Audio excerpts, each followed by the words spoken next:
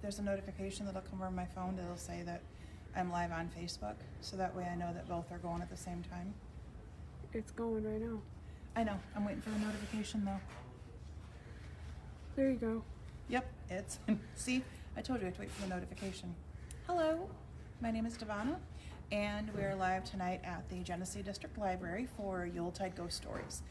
There's a saying that when two or more people were together in the Victorian era during the holidays, usually ghost stories came out.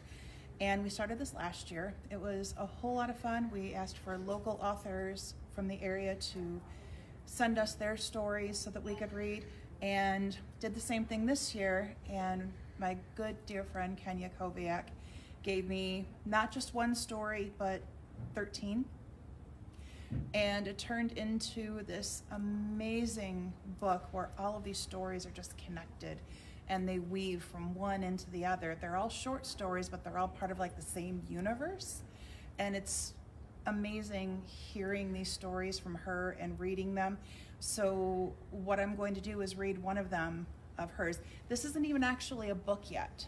It's not even like bound or printed or anything.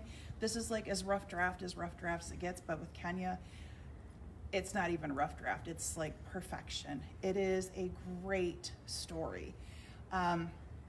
This will be a book very soon. There's a couple more stories that are left to be written in this one.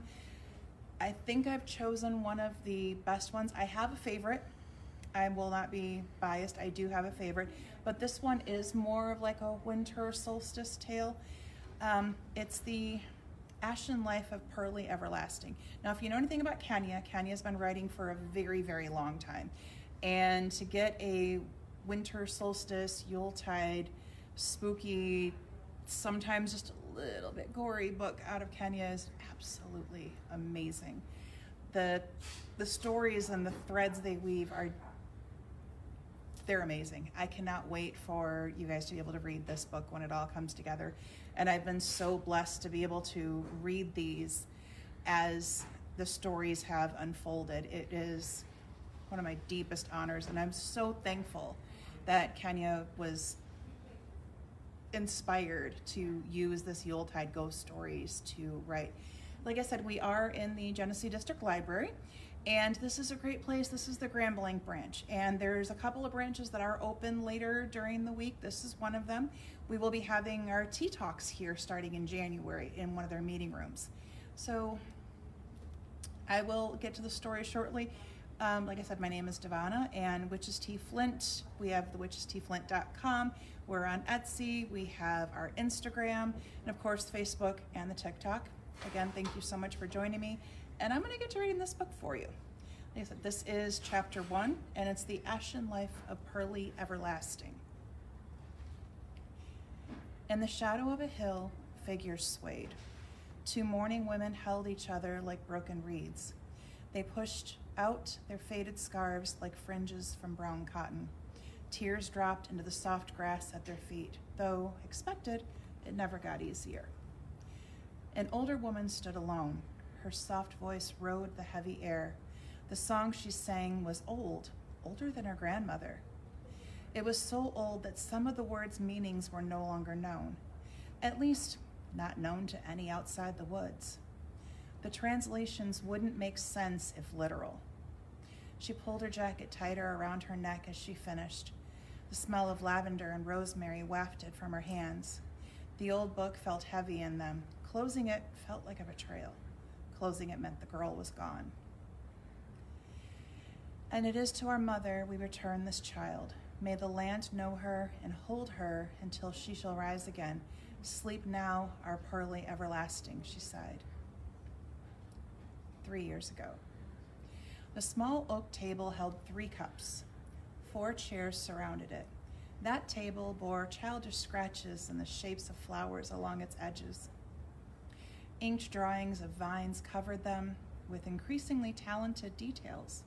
Years of attention by growing hands left their mark. Back by the kitchen door, a basket of whittling blocks sat idle. Their position spoke of waiting for their mistress to return. Half a cat's head emerged from a block of pine. A single accusing eye looked impatient for its match. A girl unexpectedly came to them in winter's wind. They heard that tiny knocking against the porch window. She perched herself like a sparrow bird with her face against that window. She wore 2 right sandals and a homemade dress with pink bows. It was already too cold for such nonsense. Her body shivered and her hand held a crumpled up letter. Her braids curled up at the ends and her forehead shone with hair oil. The 2 sisters let her in, each guiding a tiny arm. It had always been this way. They mirrored each other in most things. But in the welcoming, it was always this way. "Mama said to give this to you," the child whispered. "That's right, baby," said Shuggie. The oldest always spoke the first words to them. It was her birthright. It was her position. She took the letter, for that was what it was, from the girl. 3 coins fell into her hands as it unfolded. A photograph of a young woman fell and revealed itself. The letter was on brown paper, as customary. The diagnosis bled out across the pages. The trade was signed. A signature of uneven, bloody strokes footed the last page. Amelia and Jamim busied themselves with fussing over the child. They fed her a bowl of sweet milk and rice. Nimble hands retrieved shawls and socks and proper clothes. Before the clock struck another hour, the child was bathed and settled into a small bed. 3 coins, 3 years then. Shuggie placed the coins in a coffee can. The letter and the photograph went into the big black Bible. The scents of lavender and rosemary filled the room. For the first nights, there were tears. Nightmares came and went. Screams pierced the evenings as the girl would wake over and over again. The shadows in her mind made her afraid. They rocked her then, and they sang to her, and they let her tell them how she missed her mother. They let her ask when she would come back to get her. Always, the answer was with a smile and a kiss on the cheek, and then back to bed. Her name was Pearlie. Her whole name was Pearlie Everlasting, but it was not always so. She couldn't remember her name before she came to the porch. None of them did. In her sleep, she saw fires and black dogs. That's what woke her at night, the bright lights and the feelings of being chased, always running with ashes in her eyes. The sisters were always there when she woke. They soothed her. They kept the bad things away. They stroked her hair and assured her that the monsters were far, far away. She grew and thrived. Her skin shone like polished cherry wood. Small, swirling lines like fake tattoos shimmered under her skin. She didn't see them as strange. They were just a part of her. Her hands stayed busy. She fished and sewed, and soups sprung to life at her stirring in an old iron pot. She carved critters and hung flowers around the garden fences. 3 years had gone by. She no longer asked about her mother. Then one bleak morning, she sat beneath a tree on the edge of the corn and okra patch. The hardened seed pods were dark and dry. These were for saving. She knew that well. A single apple fell into her lap. It was brown and withered and smelled like vanilla somehow. But rot was there too. Strangely, she didn't cast it away. She found herself compelled to take it to the house. Her feet carried her to the kitchen as if drawn there by a lodestone. When she arrived, Shuggie stood by the stove. She was holding a brass pot. Pearlie Everlasting didn't know why, but for the first time, Shuggie looked really old. To her eyes. The tan freckles on her skin made of the snowy white fluff around her face appear like salt and pepper, with extra salt. But without thinking, she found her hand offering the little brown apple to the oldest sister. Her extended hands were covered in swirling designs. They looked like tiny flames, just a hint too dark to be very translucent. This was to be expected. The old woman's face softened, her eyes misted. She smiled and gave the girl a taffy and sent her back outside to play. 3 years, 3 coins. Had they passed by so soon? The twins entered the kitchen the moment Pearlie left the porch. They exchanged a sorrowful glance. There was nothing they could do to stop time. But they could only bend other things around them just a bit. Amelia and Jamim sat at the table. They ran their fingers along the grooves in the grain. This was a habit. Many generations of women left their marks on its surface. Evidence of scraping pots and scorched roasters gave character to it. Shuggie placed the brass pot in the center of the table. Then she too sat down. There was no point in delaying the dinner. The apple was boiling on the stove in the cast iron soup pot. A sprig of rosemary and 1 bunch of lavender cooked down with it. 3 spoons of coffee gave a black sheen to it all. After a while, Amelia strained the concoction. She then poured it into the brass pot. She pulled her hair back under her scarf and took her to the chair. Her back was ramrod straight. Jamim retrieved an old knife from the pantry. The handle was made of antler and brass. It was keen and sharp. With a practiced hand, she soon had all of them nicked and added their blood to the mix. Shuggie closed her eyes, and when they opened them, they were clouded over gray. They were thick, like storm clouds. An image began to come through the blackened water. A woman's face, contorted and screamed. Black flames ringed around her body. Dogs worried at her heels as she ran. The smell of vanilla welled into the kitchen. 3 pairs of hands placed themselves on the rim of brass. A reddish glow began to burn inside the water until a flame broke through its surface. 3 years, 3 years, 3 coins as a token. Yes, 3 years as a trade have come and gone, softly chanted Shuggie. The sound of a woman's wail came out of the flame. It sounded far away. A plaintive no carried on it. 3 years, my child, a mother's love it may be, but the word is the word. 3 years for 3 years. 3 tokens in trade, no more, affirmed the older sister. The fires shrank down, the image stopped shortly, the shadowy, dog-like pursuers faded away. Soon, only the woman's misty form stood in the vision. The scorched body of a small child, covered in embers, ashes lay at her feet. This told the truth of Pearlie Everlasting. The ashen body was the remains of a child burned to death in a house fire. The woman, her mother, traded her suffering and love. For 3 years, she suffered in the fire. She traded the pain for chased butterflies in her child's hand.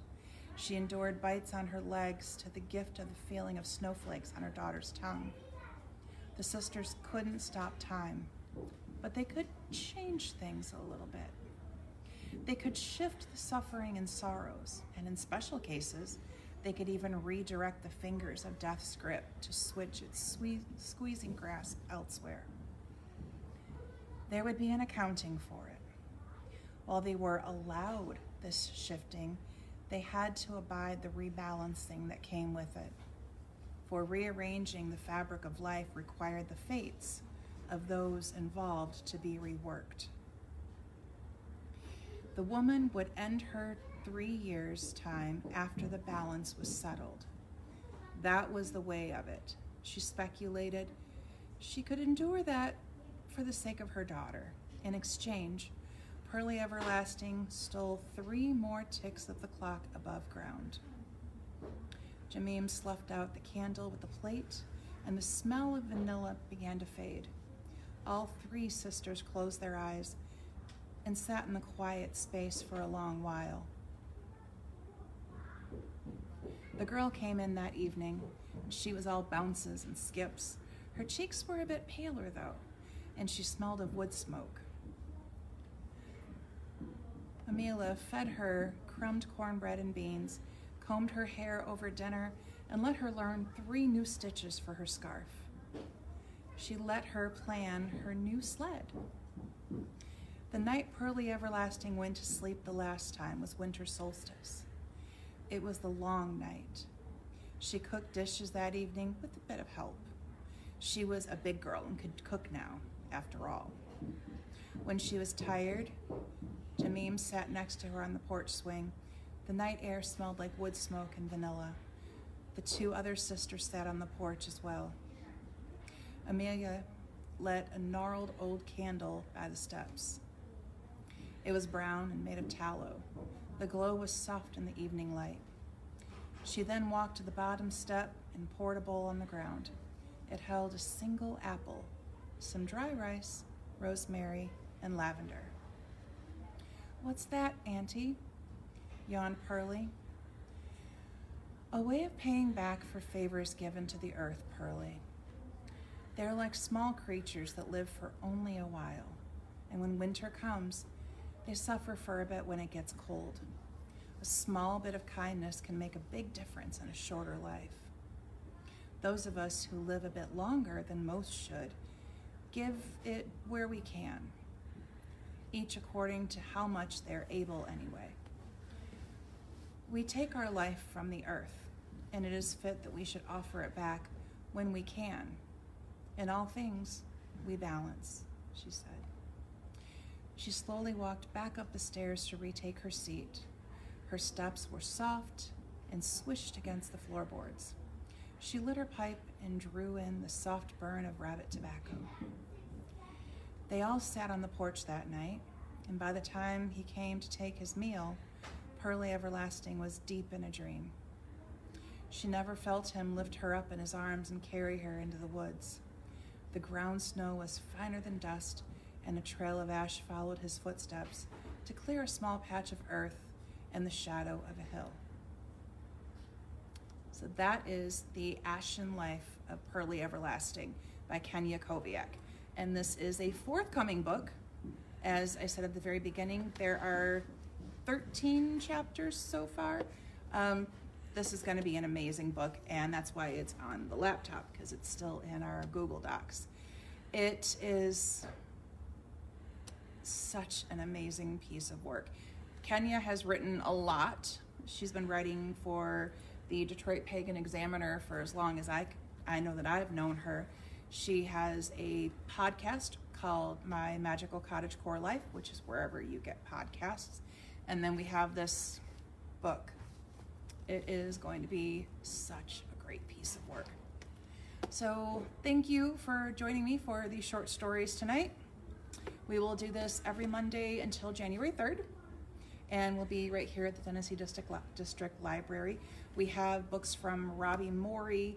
There is a collection of Victorian Ghost Stories. I'm still working on getting at least one of the volumes of the Valancourts. Valancourt has 4 volumes of Yuletide Ghost Stories, and they're creepy as hell, and they're going to be amazing. So we have a wide selection of books to read from. We're really excited to be doing this, and thank the Genesee District Library, the Blanc McFarlen branch, for letting us hang out and read them here. The library just kind of seemed like a fun place to hang out on a Monday night. So if you haven't been on our website, which is tflint.com, make sure you do check that out. We have our sale going on for the holiday through the 1st. Our Tea Talks will be back on January 17th, I believe. It is a Tuesday, the first Tuesday near the full moon, and we'll be right here at the Genesee District Library. Sunday nights on our Facebook page, Leanne does her Astrocast, and that's at 8, and it is a wonderful time. We are just happy to be here, so thank you so much for hanging out with us. Have a great rest of your evening and a great holiday season. Please be safe. Good night.